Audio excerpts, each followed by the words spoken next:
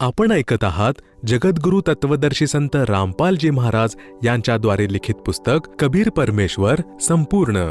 विषय उद्ध्वस्त झालेल्यांचा आधार. मी भक्त बलवान सैनी श्री कृष्ण सैनी यांचा पुत्र, न्यू मॉडेल टाउन हिसार येथील रहिवासी आहे. आम्ही 5 बहीण भाऊ आहोत. आमच्या पूर्ण परिवाराने 18 वर्षापासून सिरसा डेरा येथून उपदेश घेतला होता. आमच्या घरात भूतप्रेतांचा खूप जास्त त्रास होता. माझ्या बहिणीला आम्हाला दोरीने बांधून ठेवावे लागायचे. प्रेतबाधेमुळे ती छतावरूनही खाली उडी मारायची. माझ्या वडिलांची फुफ्फुसेही खराब झाली होती, ज्यामुळे ते खाटेवर पडून राहू लागले. माझ्या आईचे गुडघे खूप दुखत असत. माझे वडील आचार्याचे काम करायचे. भूतप्रेत आणि वडिलांच्या आजारपणामुळे आमचे काम पूर्ण ठप्प झाले होते. पूर्वी आमची हान्सीमध्ये 3 घरे आणि 1 दुकान होते. घरात नोकर काम करायचे, पण आमच्या कर्मांच्या मारामुळे आम्हाला सर्व काही विकावे लागले. घरात खाण्याचेही वांदे झाले होते.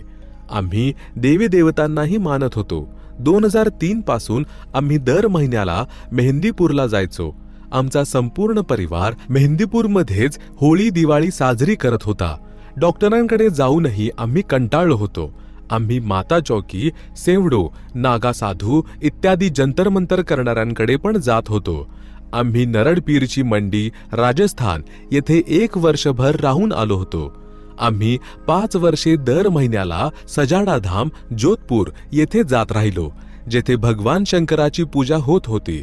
तेथे वारी करायला जात होतो, परंतु आम्हाला काही लाभ झाला नाही. माझी आई आणि मी व्रत पण करत होतो.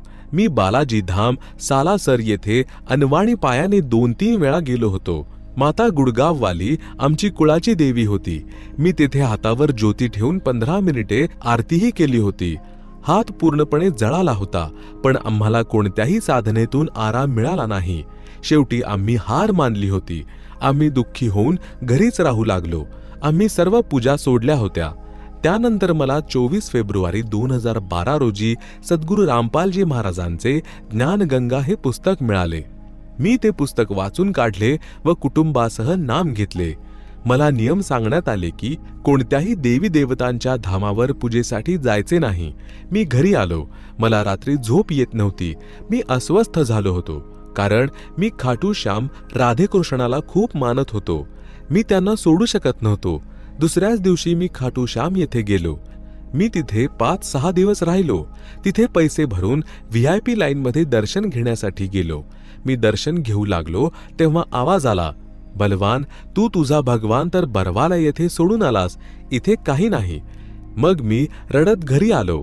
मग मी पुन्हा संत रामपालजी महाराजांच्या आश्रमात गेलो आणि माझे नामशुद्धीकरण केले. माझ्या वडिलांचे फुफ्फुस खराब झाले होते. त्यांना हिसार येथील होली रुग्णालयात दाखल करण्यात आले. त्यांची प्रकृती जास्त बिघडली आणि डॉक्टरांनी हात वर केले. म्हणाले की याला घरी घेऊन जा, तो काही तासांचा पाहुणा आहे. मग मी आश्रमात फोन केला. गुरुजी जवळ प्रार्थना केली. गुरुजी म्हणाले की आपण पूर्ण परमात्मांची भक्ती करतो. या मुलाच्या केसाला सुद्धा धक्का लागणार नाही. तुम्ही परमात्मा यांच्यावर विश्वास ठेवा. मी पुन्हा डॉक्टरांना प्रार्थना केली की तुम्ही याला 2-3 दिवस ICU मध्ये दाखल करून घ्या. डॉक्टरांनी सांगितले की यातून काही फायदा होणार नाही, पण माझ्या आग्रहास्तव डॉक्टरांनी माझी सही घेतली आणि फी घेऊन ICU मध्ये दाखल केले. माझी बहीण घरी होती. तिला स्वप्न पडले की सद्गुरू रामपालजी महाराज माझ्या वडिलांच्या पलंगाजवळ उभे आहेत. दुसऱ्या दिवशी माझे वडील शुद्धीवर आले आणि त्यांची प्रकृती सुधारू लागली. डॉक्टरही हैराण झाले की परमात्मांनीच हे केले आहे. आम्हाला अशी कुठलीही अपेक्षा नव्हती. त्या दिवसापासून आमचे संपूर्ण कुटुंब आनंदाने जगत आहे. माझ्या बहिणीचा आजार पूर्णपणे बरा झाला आणि तिचे लग्न केले. माझ्या आईची गुडघेदुखीही पूर्णपणे बरी झाली. मग आम्ही हिसारला राहू लागलो आणि कुल्फीचा गाडा लावू लागलो. परमात्म्यांच्या कृपेने आमचे काम चांगले सुरू झाले. आम्ही हिसारमध्ये दुसऱ्यांदा पुन्हा घर बांधले. लग्नानंतर 2 वर्षांनी माझी बहीण पूजा हिला ऑपरेशनद्वारे मूल होणार होते. आम्ही तिला अग्रोहा मेडिकलमध्ये दाखल केले. प्रसूती दरम्यान डॉक्टरांकडून चुकून गर्भाशयातील कोणती तरी नस कापली गेली. माझ्या बहिणीचा रक्तस्राव थांबत नव्हता. माझ्या बहिणीला मंगलम लॅबमधून घेऊन रक्ताच्या 45 बाटल्या लावाव्या लागल्या, पण तिथेही काहीच आराम मिळाला नव्हता. त्यानंतर आम्ही माझ्या बहिणीला जिंदाल हॉस्पिटलमध्ये आणले. तिथेही 12 दिवस कोणताच आराम मिळाला नव्हता आणि डॉक्टरांनी सांगितले की ती वाचेल की नाही हे काही सांगता येणार नाही. मग आम्ही गुरुजींकडे प्रार्थना लावली. गुरुजी म्हणाले, बेटा, मी मुलीला जीवदान दिले आहे, ती बरी होईल. त्यानंतर तिसऱ्या दिवशी माझी बहीण शुद्धीवर आली आणि तिची प्रकृती सुधारू लागली. संपूर्ण हॉस्पिटलमध्ये चर्चा होती की हे काम तर फक्त भगवानच करू शकतो. माझी बहीण आज पूर्णपणे स्वस्थ आहे. तिला परमात्मा यांनी एक मुलगी दिली आहे जी आज बिलकुल ठीक आहे. परमात्म्यांच्या कृपेने आज आमच्या घरात कशाचीही कमतरता नाही. कबीर पीछे लाग्या जाऊं था मैं लोकवेद के साथ, रास्ते में सद्गुरु मिले दीपक दिन्ना हाथ. सतसाहेब, भक्त बलवान दास, मॉडेल टाउन, हिसार, हरियाणा.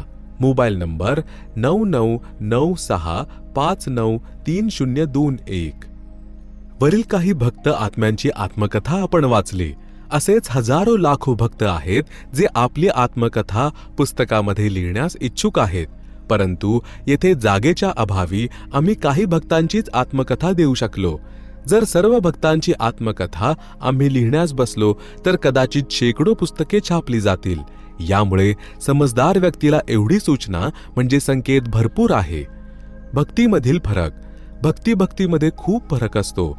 आपण कोणत्याही देवदेवीची भक्ती केली त्याचे फळ अवश्य मिळेल जे की नाशवंत असेल, परंतु मुक्ती मिळणार नाही आणि पापकर्म देखील समाप्त होणार नाही, जे भोगण्यासाठी पुन्हा पुन्हा जन्म घेत राहावे लागतील. मुक्ती तर केवळ पूर्ण संतांना शरण जाऊन अर्थात त्यांच्याकडून नामोपदेश घेऊन पूर्ण परमात्मा यांची भक्ती केल्यानेच मिळेल, अन्यथा नाही. ये संसार समझदा नाही, कहंदा शाम दोपहरेनु, गरीबदास ये वक्त जात है, रोवे गो इस पहरेनु.